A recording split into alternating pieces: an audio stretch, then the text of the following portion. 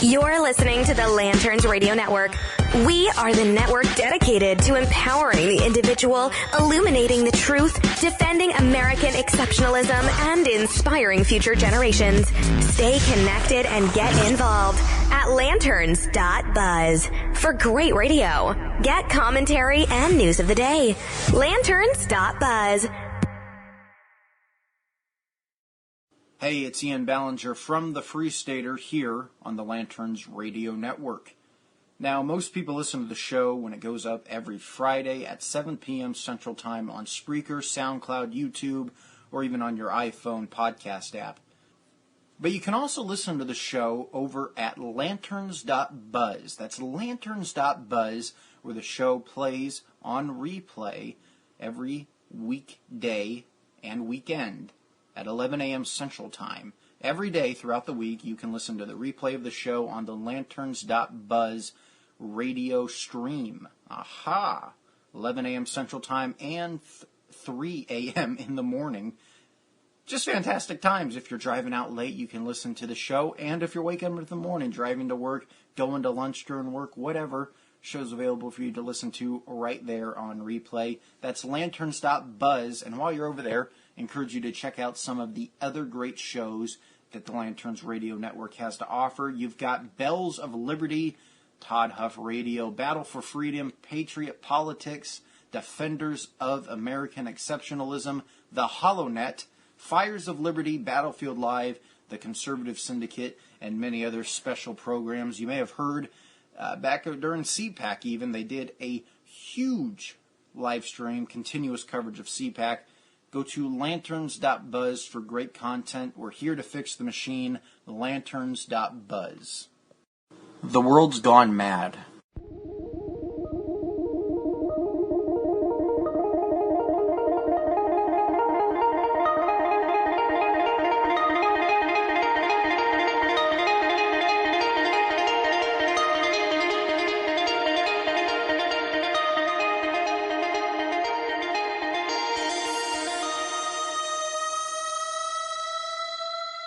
This is the Freestater.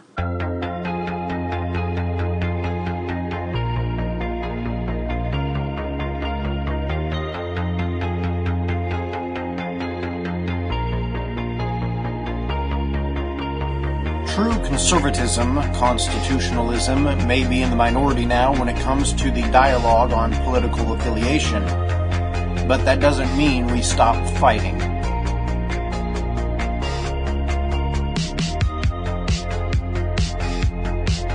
We fight for principles over party, values over politicians, and truth over feelings.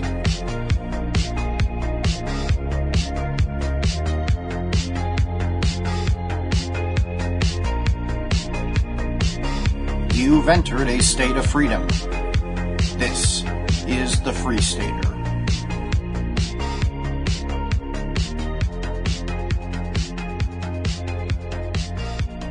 Welcome to it from the plains of the great state of Kansas, in the great nation that is the United States of America. This is the Freestater. I'm Ian Ballinger, and you're listening to our little program here on the Lanterns Radio Network over at lanterns.buzz. Crazy week, a lot happened. The Syria strike, everyone's talking about that. We'll talk about that a little, but there's a lot more I want to talk about. It's something that's pretty a normal topic of discussion here on this show. It is the topic of freedom on the university campus. A few days ago, I received my first threat. It was over Twitter, so I don't really know if I should consider it a threat.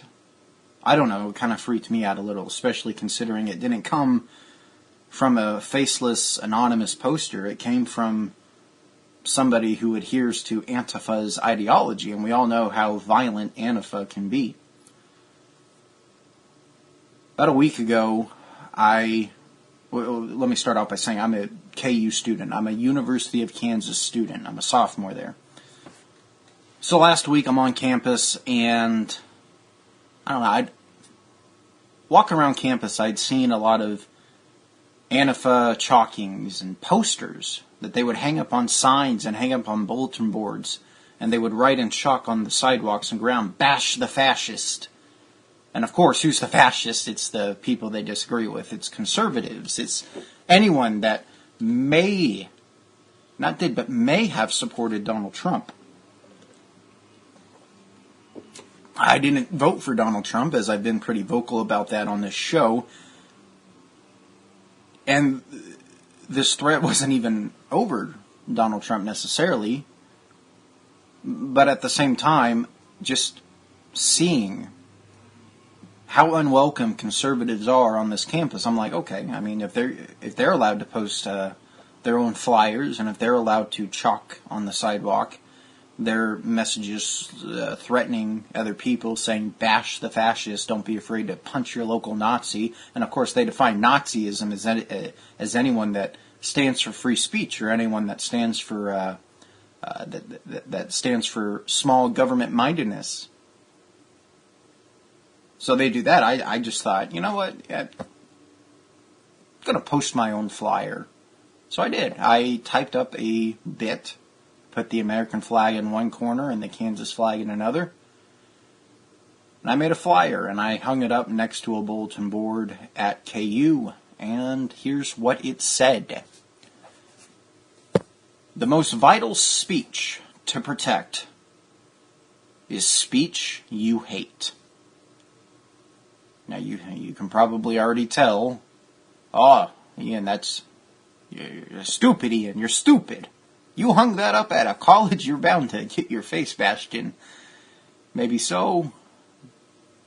At the same time, at some point you got to draw a line in the sand, man. At some point, you can't take those veiled threats of bullying anymore.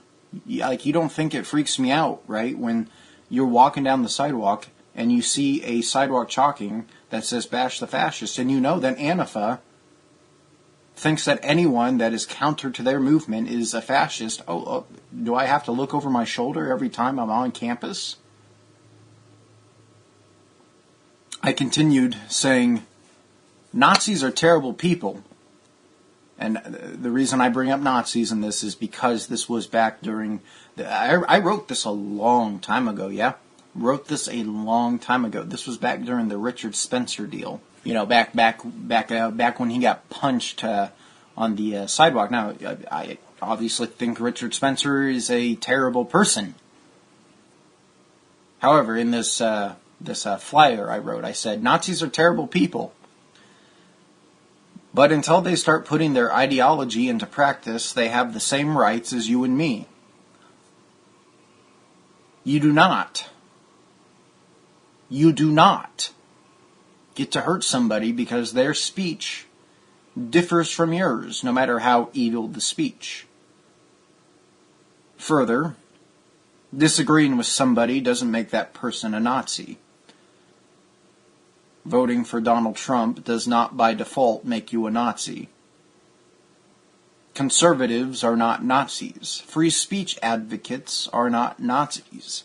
Constitutionalists are not Nazis. Let's be perfectly clear about something. The people saying, hey, it's okay. It's okay to punch this person in the face because, hey, he's a Nazi. They're the definition of Nazis, of brown shirts. What makes you a Nazi, a fascist? That's a word we like to throw around a lot today, isn't it? You're a fascist! What makes you a Nazi, what makes you a fascist, is threatening violence on a group of people because their beliefs differ from yours. That is a Nazi tactic. That is a brown shirt tactic. That's as brown shirt as it gets. Silencing speech you disagree with in any way, no matter the speech, is true fascism. We are Kansans. We are Jayhawks. We are free speech advocates. We will defend the liberty of every person, even those we disagree with. That didn't fly too well when it came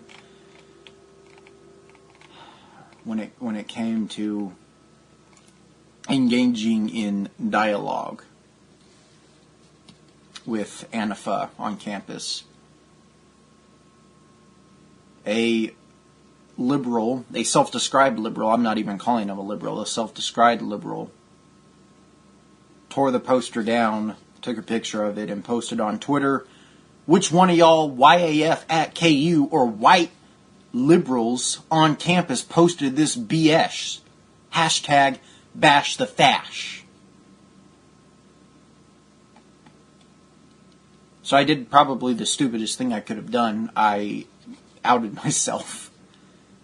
And I only did it because a lot of my friends were responding to it on Twitter, and they were receiving threats and challenges to fight me, man, and stuff like that. Fight me.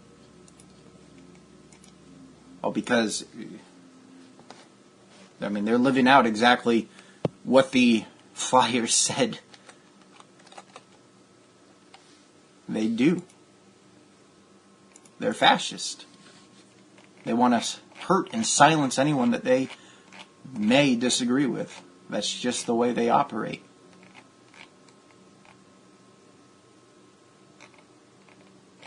So I responded. And I said, if that's the message you've got from this flyer, you missed the entire point of the note. I posted that, and I'll defend your right to speak freely. And the reason I said I'll defend your right to speak freely is because I do. Why shouldn't I defend his right to speak freely? So he said, we don't give an F about you, and we don't give an F about your free speech. And we went back and forth a bit, and I said, you don't have to. You not caring about free speech doesn't negate it, though, on or off campus. Antifa, you can chant bash the fash or whatever it is you chant. That doesn't mean anything. The Constitution and the law of the land does. You know, it wasn't just me in this Twitter thread or whatever. There were other people responding. There were some other conservatives responding even. I'm not going to name names because I don't want to put to light people who feel like they don't want their names revealed, even though it's Twitter and it's kind of a public sphere, I guess. I mean, Twitter's a private company, but you get what I'm saying. It's public in the sense that anyone can view it.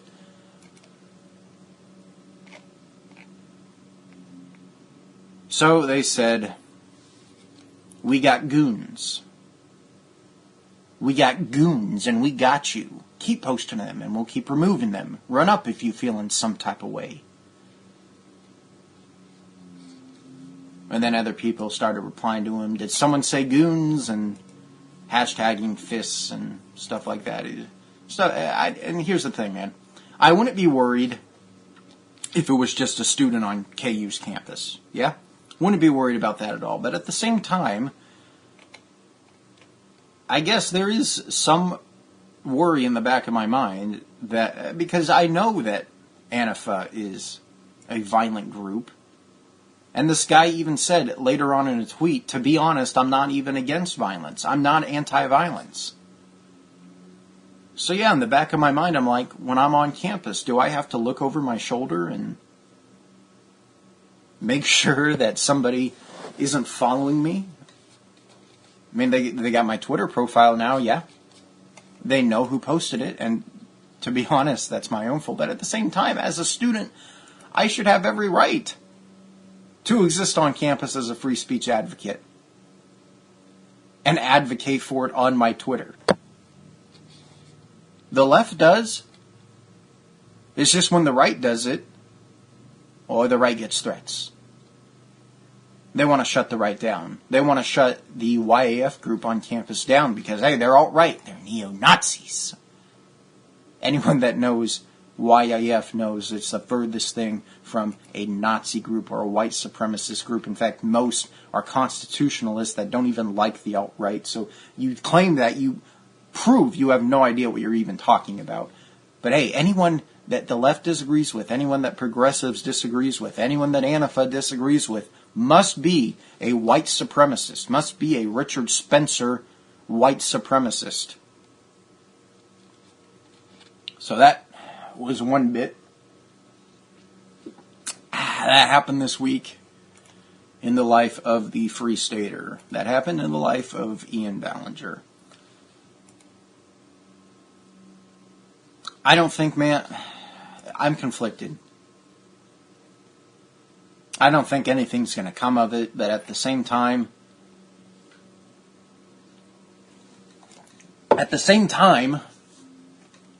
you get veiled threats like that. You get people saying, we got goons and we got you, run up if you feel in some type of way.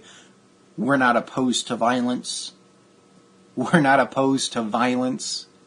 Because I posted a flyer that said, we will defend the right of free speech for everyone, not just free speech for you, not just free speech for me, but free speech for everyone. That's what you threaten violence over?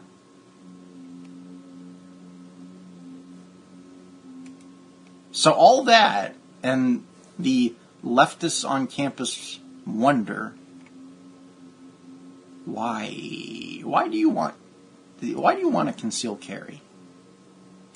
Why should we conceal carry on KU? KU recently, on April 5th, that was Wednesday, had a little get together, a little info session on the upcoming campus concealed carry rights that KU students will have starting July 1st. Starting July 1st, if you're a University of Kansas student, you will be able to carry a concealed firearm on campus. I think that's fantastic.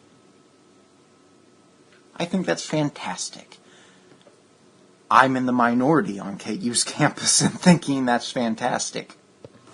I've encountered a lot of professors on social media, professors at KU or graduate assistants at KU that say, well, can I put in my syllabus that they can't have guns in my class? And the answer, I'm sorry, is no. You can't do that. See, a lot of these professors don't seem to understand that you are an employee of the state. And they've made it clear in these sessions, you cannot advocate a political position on university time, on the clock. And they're saying this is a violation of free speech. Luckily, they did a live stream, and we're going to share just a bit of that with you right here. It's a little choppy because they had the audio. They didn't have any mics hooked up. They had the audio. So it's all in-camera audio. So bear with us. Just listen in. It's good stuff. It's good stuff.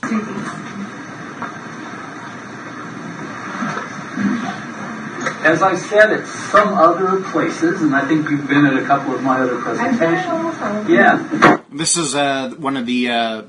I don't even know who he is. I know one of them is a police officer. There's two people leading this info session. One of them is a police officer, to my knowledge, and the other, I think he's a professor at the university, and they're both leading the session and trying to answer questions, and both doing their best to remain neutral on the subject. The police officer obviously seems to have a greater understanding of firearms on campus.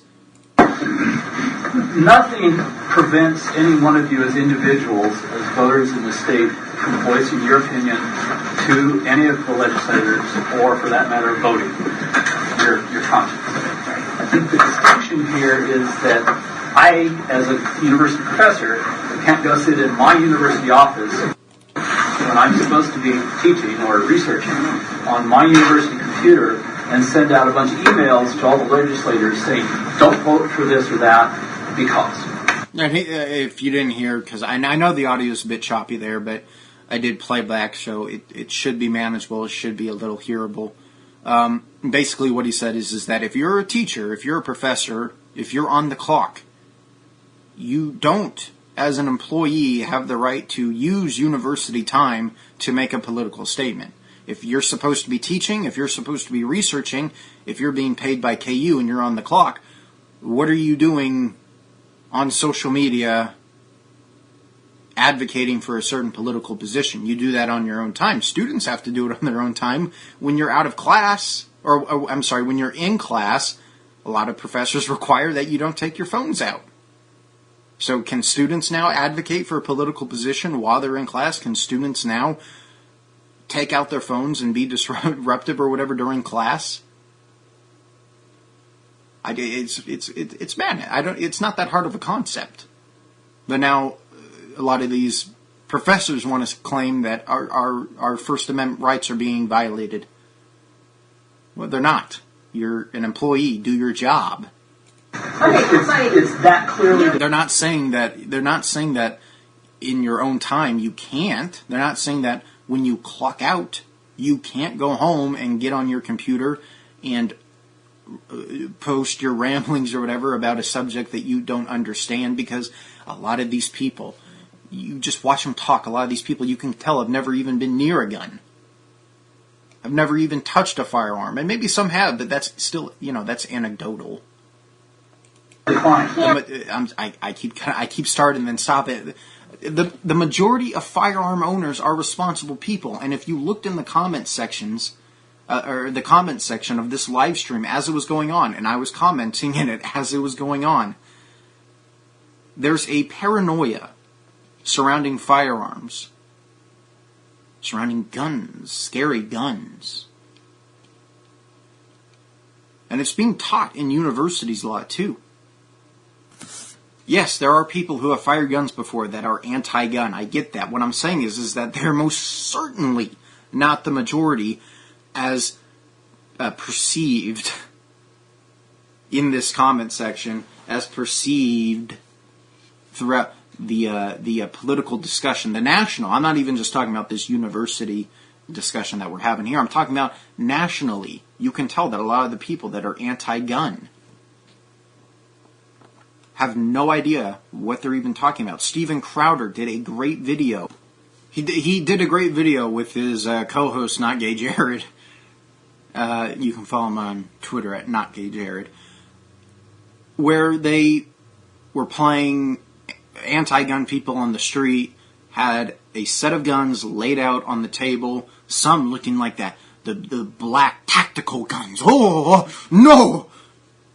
And the wooden guns. And they tried to gauge people's reaction to it. What should be legal and what shouldn't. Hey, we're here with the Citizens Coalition for Common Sense Gun Reform, CCCGR. Common Sense. GSR. To see what people know or don't know about firearms and just how far they're willing to give over the reins to the federal government as far as legislation. Based on that knowledge. It's common sense. Common sense. As the firearm debate rages on, it's hard to delineate between facts and buzzwords. A semi-automatic assault rifle. Assault rifle. Assault rifle. Semi-automatic assault rifles. Assault weapons are the weapons of choice for mass shooters. Automatic weapons. Semi-automatic assault weapons. Assault weapons. Everyone's on board with common sense, right? Common sense. Common sense measures. Common sense measures. Hashtag common sense. I like to believe I have a shred of common sense. Common sense. See, that's the facade that they like to use. It's common sense. I hate when people say that in an argument. Present your argument. Don't just say it's common sense. We all agree on it. We all agree. Don't you want your kids to be safe? Think of the children. Common sense. Common sense. Common sense. We want to be common sense. That's why when you said common sense, I'm like, I'm here. And nobody really... Well, when you said common sense, I'm here, because obviously common sense isn't subjective. Obviously, when you say common sense, you mean my common sense. Me. Let's continue. Nobody wants those scary assault weapons on the streets, right? We're here pushing, for example, a common sense assault weapons ban. But what do those terms actually mean, if anything, legally? More importantly, what do the people voting think they mean? Well, are you a firearm owner? Nope. Okay, great. Are you a gun owner? I'm not. You don't shoot guns, you don't own guns. Right. Perfect. Good. So, See, that's what I'm saying. Of course, we want the people that have no experience with firearms to regulate people like us who do like and have experience with firearms. regulate, hey, you can't have that. Well, you shut up. So, are you a firearm owner? No. Okay. Well, I won't own one. Good. I won't own. Good. I actually own a high-capacity semi-automatic. Well, you know what? You're not for us, but thank you. I appreciate it. You can move along because we need him here. Okay, so you don't own guns, you don't go shooting. Good. That's exactly what we All want. right, we'll skip ahead a little because if you want to watch the full video, go to youtube.com/ I can't say slash anymore now because YouTube does that whole weird combobulated algorithm thing or whatever. Just go to youtube.com, look up Steven Crowder, go to his channel, watch it. The video is called Common Sense Gun Control Debunked, Man on the Street Edition. Fantastic video, has over 1 million views. Also encourage you to go to louderwithcrowder.com/mugclub, sign up for CRTV, get his daily show, fantastic stuff. It's pretty cheap. They produce a fantastic show. We got man, and the reason I'm pushing that, I want to be clear, not affiliated with them at all. Not affiliated with them at all. I'm probably not even on their radar. You know, they probably never even heard of me. I'm a nobody with. I'm a nobody. You know, it's fine. But the reason I'm promoting it on this show is because I think it's important for conservatives to, like-minded conservatives, to promote each other and to support each other. So sign up for Louder with Crowder's show over at CRTV. That's conservativereviewtv.com, www.crtv.com. Sign up. It's $99. I think a year? I want to say it's annually, right? So it's $99 for a 1-year subscription. And they give you a free coffee mug. Everyone loves coffee. I don't like coffee, but again, I'm a nobody, so whatever. Let's move on in the video a bit. Fine with that? Your basic lever action? Alright, so this is the good part of the this is the part of the video where he basically makes his point in that these people have no idea what they're talking about when it comes to guns. He has the guns laid out on a table, these scary-looking black tactical, quote-unquote, assault weapons, and nice-looking wooden hunting guns. So let's just see, what are people okay with and what aren't people okay with? I don't think so. Okay, so that 22 we're good. Yeah. Okay, something like this, a hunting rifle. Yes. Yeah, well, the wood and the metal. Yeah. Hunting rifle. Something like this, another hunting rifle. Sure. 30-06 hunting rifle. Fine with that? Your basic lever action 357. Yeah, you can only get 13 rounds in that. Right off the bat, everybody had strong opinions and feelings, but how much do these experts actually know? And see, this is I'm pausing it again. Basic lever action. Because this is an important note that they put in the video. They put it in subtitles. Extremely important note. The term assault weapons, and I'm quoting this from their video, the term assault weapons was a term created by politicians, not the military or firearm manufacturers. You know, there's another meme floating around, and it says, I think it's from the Occupy Democrats page, the stupidest page on the internet, by the way.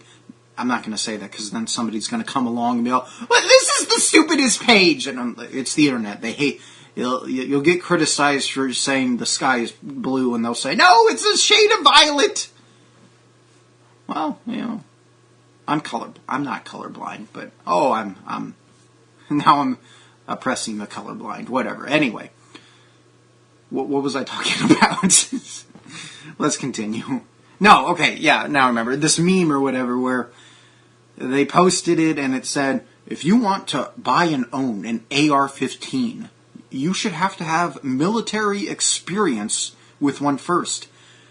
To which a lot of military veterans responded saying, here's a list of wars the AR-15 was used in. And the list had 0 entries. That's the thing. These people have no idea what they're talking about. It's crazy. Let's continue. But how much do these experts actually know about firearms? If anything. Well, I don't know what that is. That's an Uzi. It's not an Uzi, by the way. Well, no one needs a fully semi-automatic weapon. Careful. A fully semi-automatic weapon. A fully semi-automatic weapon. Hey, guys, a handgun is semi-automatic. And that's another thing. Back to that KU bit, that KU gun forum they had on Wednesday. One of the presenters or whatever, somebody that came up with the question, mentioned automatic weapons. It's not... Look, I'm going to... Oh, my gosh, I'm going to work myself into... It's just, I've repeated it over and over. It's just mind-boggling how much these people don't know what they're talking about. You never know when firearms can just, do their thing. You never know. One at a time or all? It's fully semi-automatic. Oh, okay, then no. Do they shoot one at a time or no? It's fully semi-automatic. Steven Crowder is a genius. I'm sorry, but he is, and I know that's weird. It might sound weird for me to say. He's a genius. He just did. The way he presents these, and see, a lot of people, I'm going down a bunny trail. I had a discussion with somebody the other day who said, I can't believe the Blaze let Tommy Lahren go. And by the way, if you haven't heard, Tommy Lahren is now suing Glenn Beck and the Blaze over allegations that they fired her because she had a disagreement. Now, I'm going to quote Bethany, I'm going to pronounce her, Bethany Mandel. She writes for the Federalist, or I guess she's a contributor for the Federalist, and she's a columnist. I can't talk today. I got to take a drink of water now. I'm telling you. Crap, I'm talking too fast. I'm going to say it wrong again. She is a columnist at theforward.com, and she said, and I totally agree with her. Call me crazy, but Glenn Beck should be able to fire a host for calling her viewers hypocrites. And she's absolutely right. Newman, don't know if you guys follow him. I followed him for a long while. I don't actually know if he writes for anyone. That's weird. I guess I just followed him for a while. I thought he was a journalist. Maybe he's not. Anyway. He said, I believe she was let go because she was damaging the Blaze brand of quote-unquote truth. And Beck can't tolerate dishonesty, and Tommy was torching the Blaze's credibility. I agree with that too. I totally agree with that.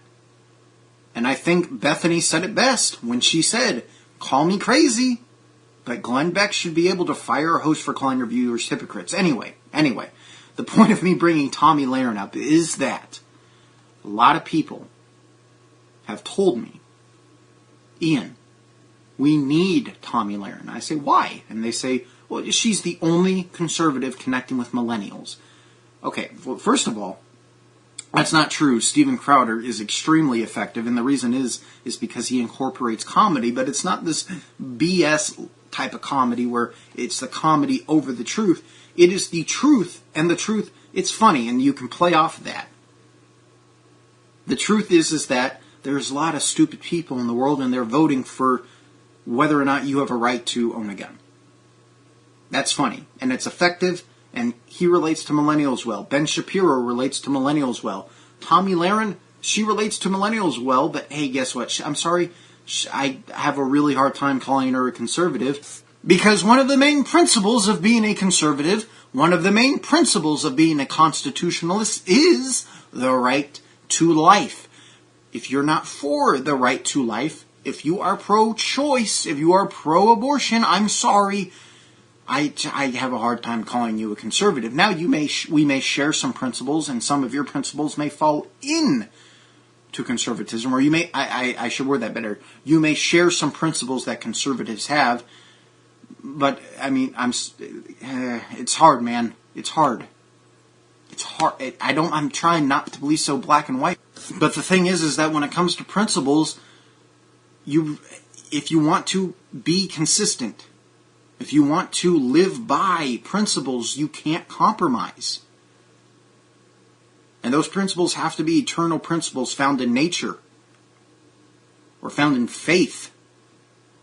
It can't just be some man-made up thing. Anyway, I'm getting off on a rabbit trail. We're going to go back to the gun thing before I go too far down the rabbit hole. Neo. Let's continue. round should be banned.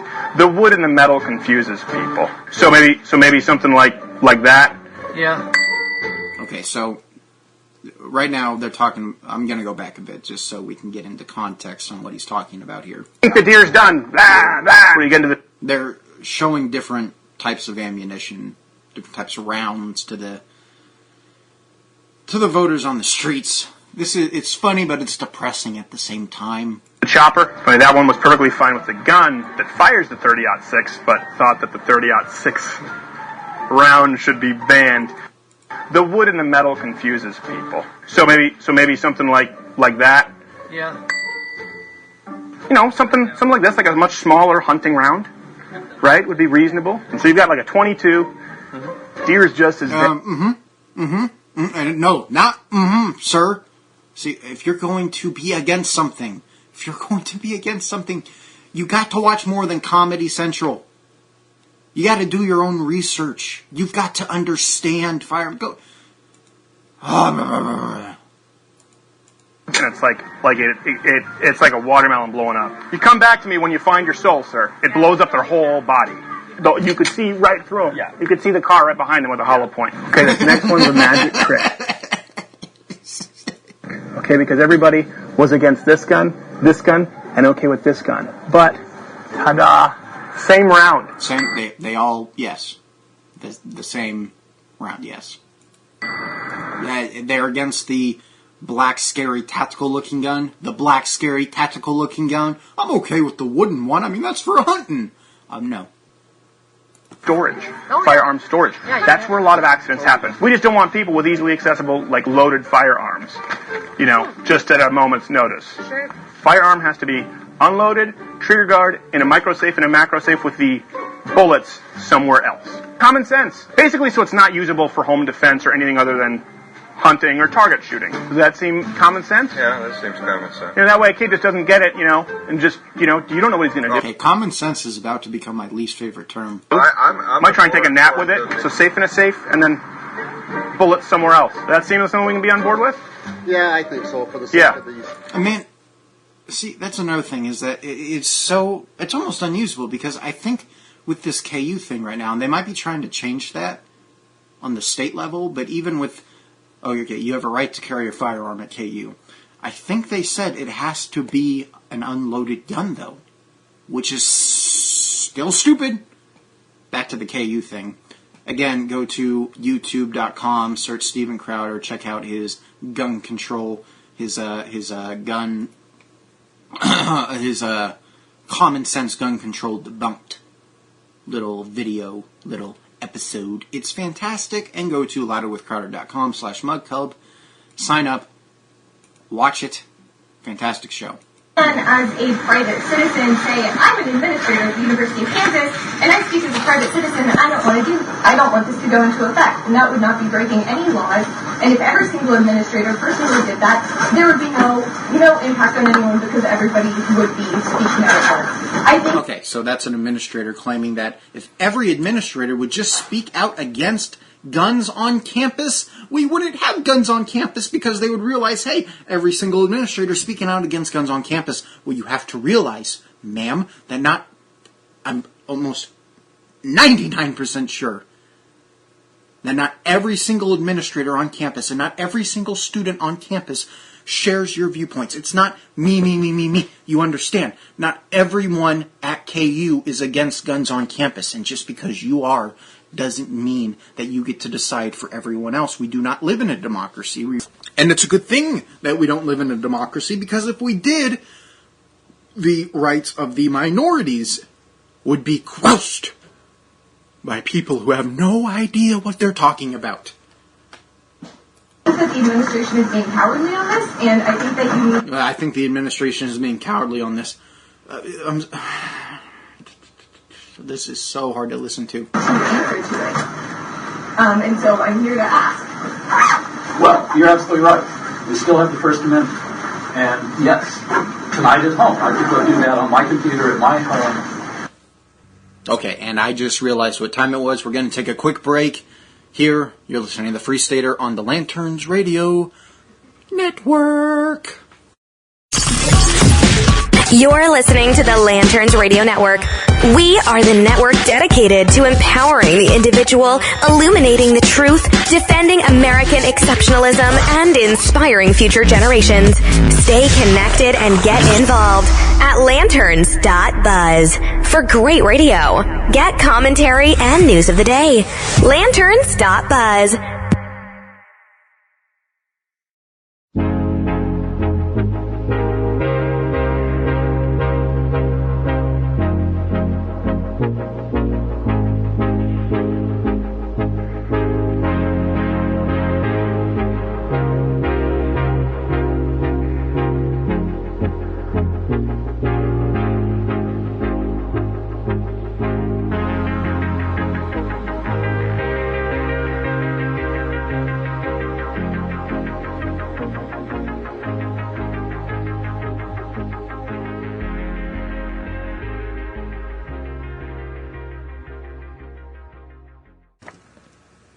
Welcome back. You're listening to the Freestater on the Lanterns Radio Network. Let's give a little listen.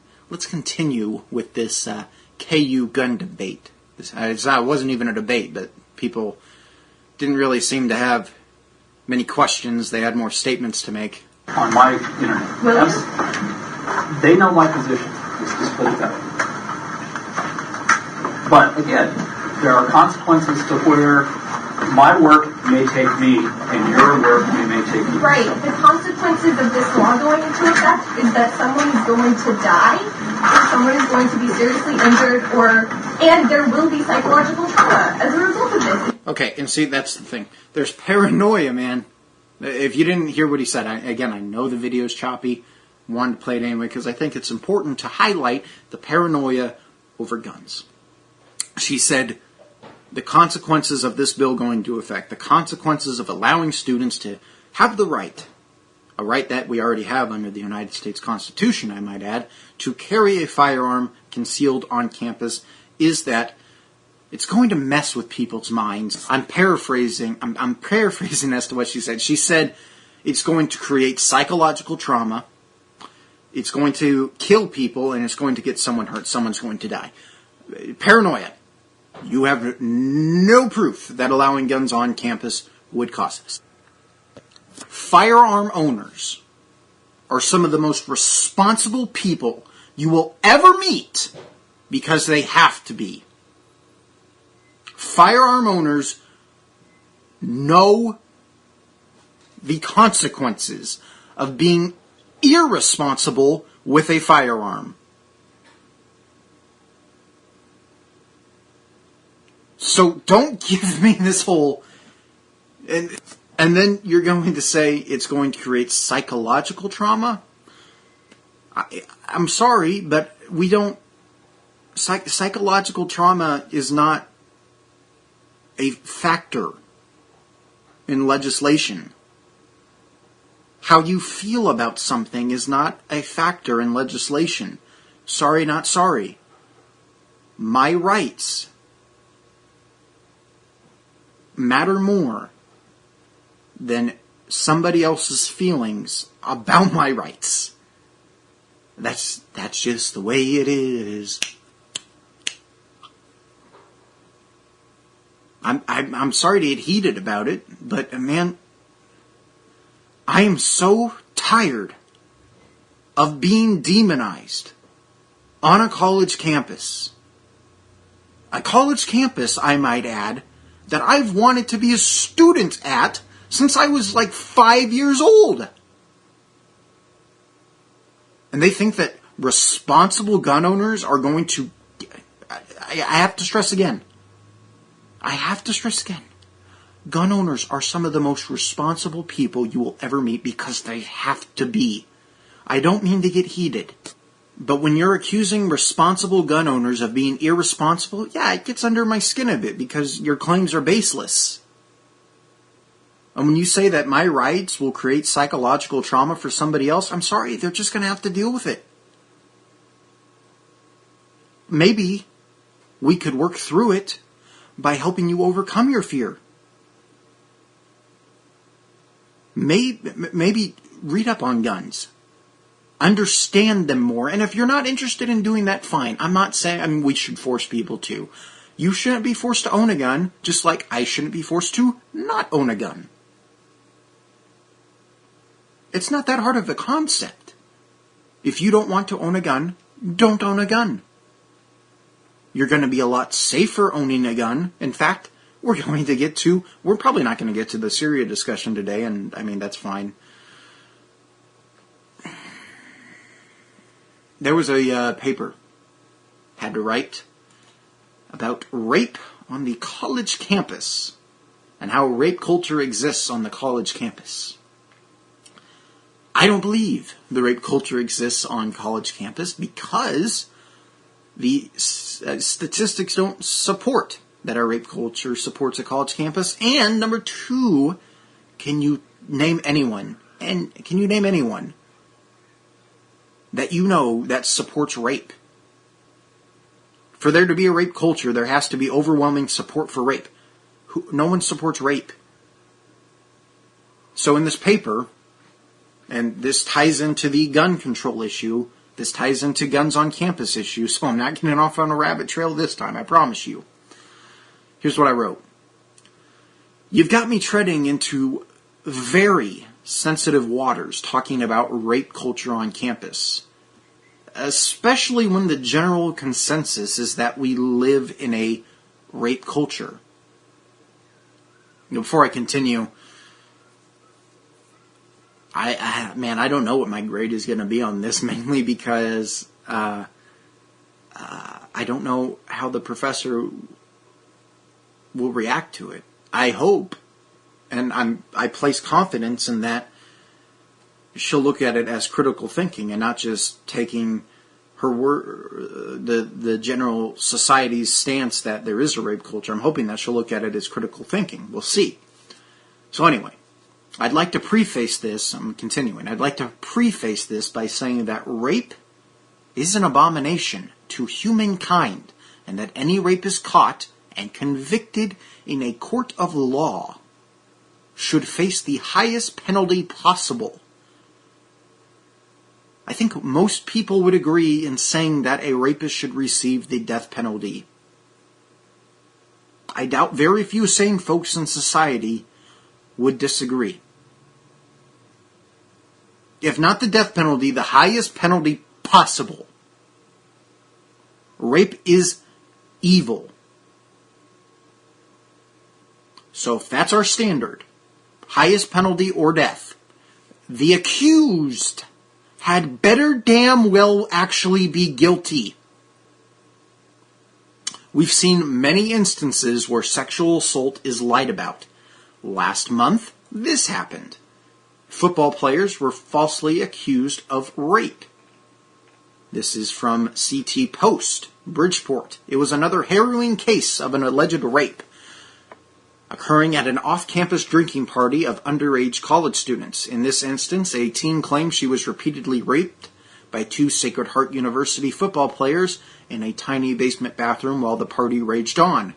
But months after the players were dismissed from the team, in other words, months after the players' lives were ruined, and had withdrawn from the school, 18-year-old Nikki Yavano confessed that she had made the rape allegations up to gain sympathy of a prospective boyfriend. The tampering charge is a felony punishable up to 5 years in prison. After surrendering to police here, Yavano was released after posting a $150,000 bond. So I'd also like to say that false rape allegations you should receive the same punishment as a rapist. If you falsely accuse somebody of rape, you get the same punishment because you are essentially ruining somebody's life. Those football players dismissed from the team, left the university, never going to get that chance again because she wanted to gain sympathy of a potential boyfriend. More cases, we've seen many instances where sexual assault is lied about. The accused are branded as accused rapists for life. That doesn't go away. Or this story, where a woman who admitted to falsely accusing a man of rape got less time in jail for the lie than he did. He got 4 years in prison for a crime he didn't commit. She got 1 to 3. How does that work? You ruined this guy's life. Or lastly, an article by The Telegraph in the United Kingdom which highlights men who have seen families destroyed, lives ruined, and suicide at the hands of false rape allegations. I want to stress, again, that in no way do I believe that false rape allegations are a societal norm, but they happen way more often than they should. I stress this because I know how sensitive an issue this is and how strong feelings are.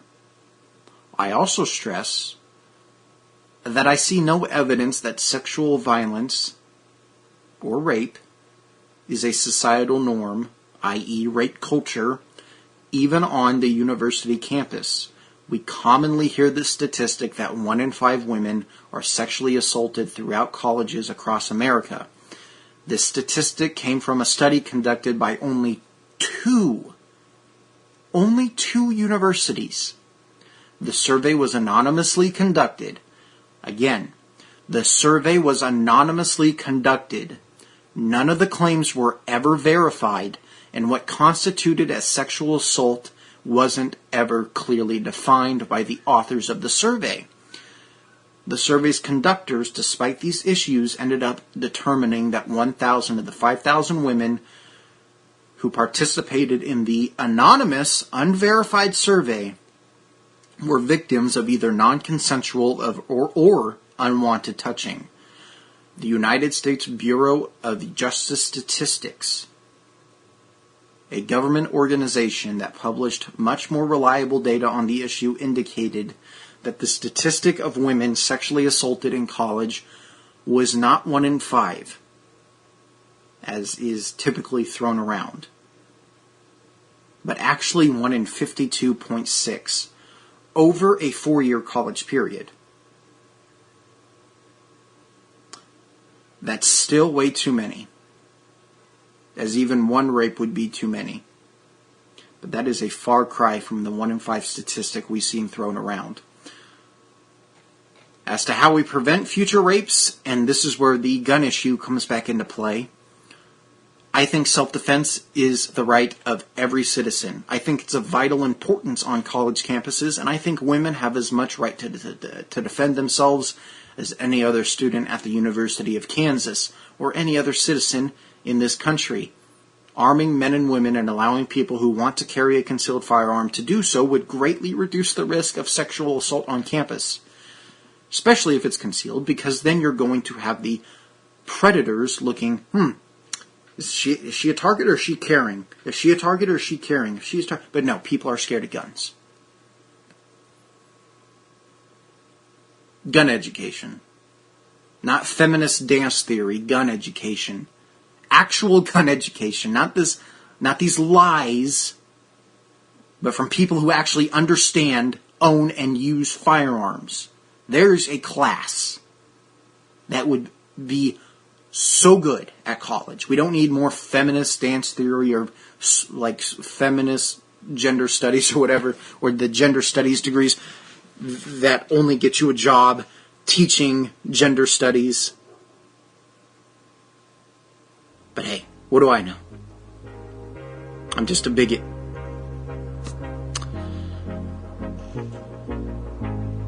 We gotta come together. We gotta love each other. We gotta stop accusing people we disagree with of being hate mongers. And dare I say, we gotta stop threatening people we disagree with.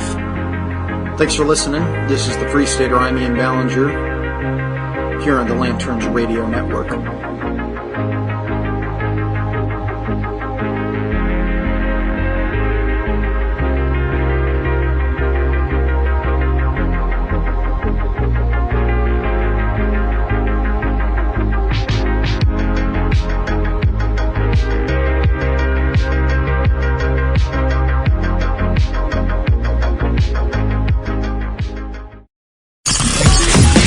You're listening to the Lanterns Radio Network. We are the network dedicated to empowering the individual, illuminating the truth, defending American exceptionalism, and inspiring future generations. Stay connected and get involved at lanterns.buzz. For great radio, get commentary and news of the day. Lanterns.buzz.